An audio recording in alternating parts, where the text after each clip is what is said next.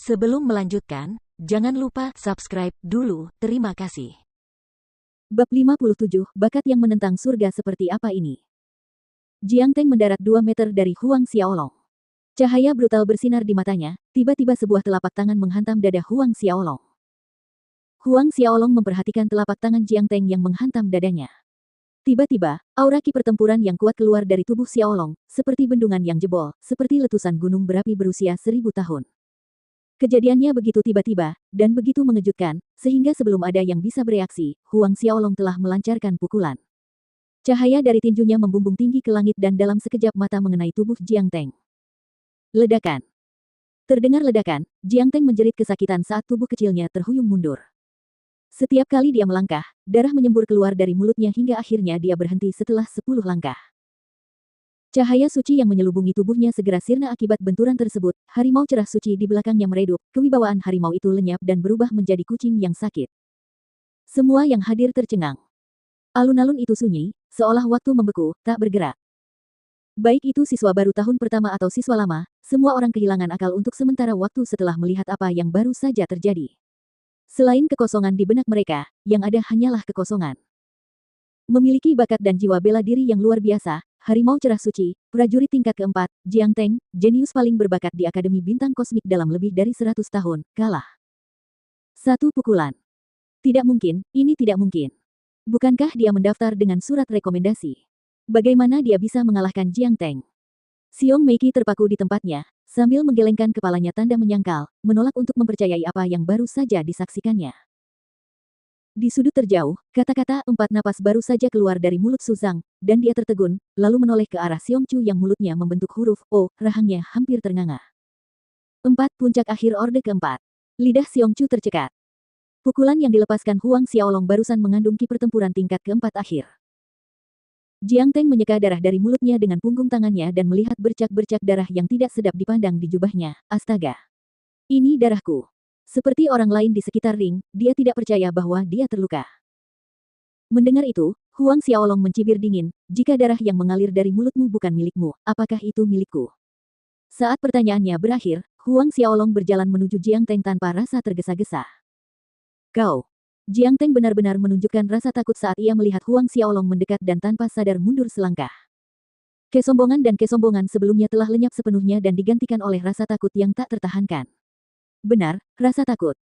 Puncak akhir ordo keempat. Puncak akhir ordo keempat, bagaimana mungkin si sampah ini menjadi prajurit akhir ordo keempat?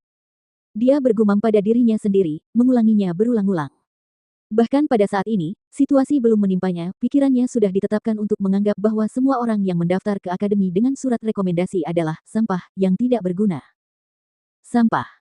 Mendengar kata-kata yang diucapkan Jiang Teng, siluet Huang Xiaolong muncul. Sebuah telapak tangan menghantam, mengejutkan Jiang Teng, saat ia mencoba mengangkat tangannya untuk menangkisnya, telapak tangan Huang Xiaolong sudah mengenai dadanya. Bah! Tercampur dalam suara serangan keras itu adalah suara tulang patah. Dipukul oleh telapak tangan Huang Xiaolong, Jiang Teng merasa seolah-olah semua organ dalamnya hancur, energi yang mengerikan mengalir di dalam tubuhnya, terus-menerus menggigit dan mencabik-cabik bagian dalam tubuhnya.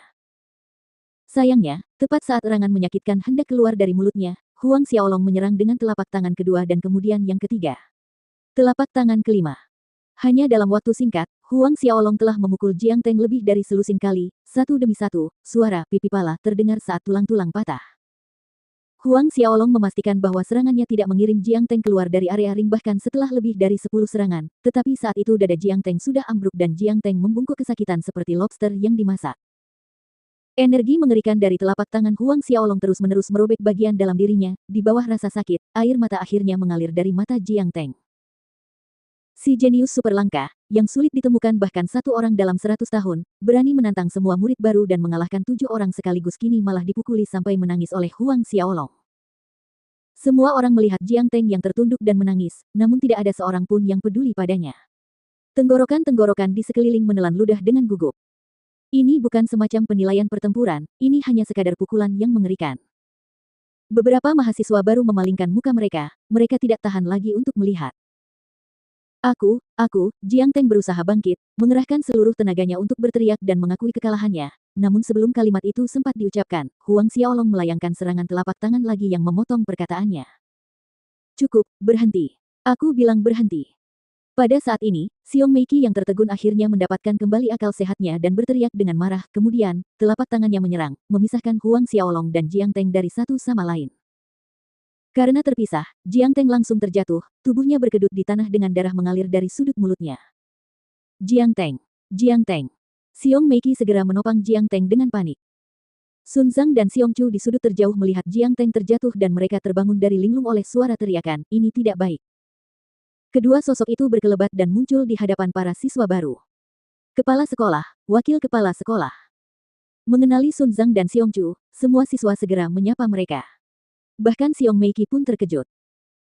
Pikiran Sun Zhang dan Xiong Chu tidak tertuju pada keadaan di sekitarnya, mereka segera berjongkok, satu tangan diletakkan di sisi kiri dan tangan lainnya di sisi kanan, memeriksa denyut nadi Jiang Teng, dan mengalirkan ki pertempuran ke dalam tubuhnya.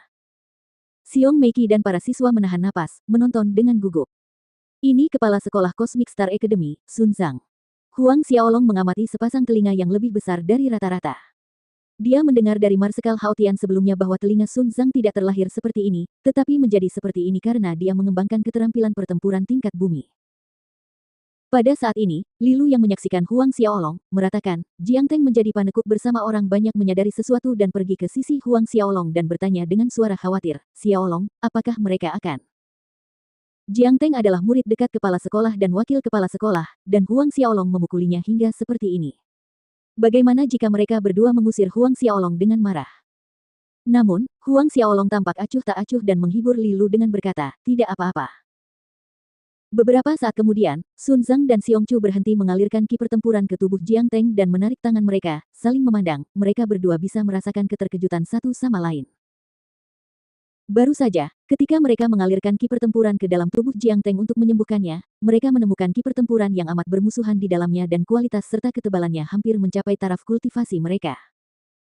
Dan ki pertempuran berkualitas tinggi ini ditinggalkan oleh telapak tangan Huang Xiaolong.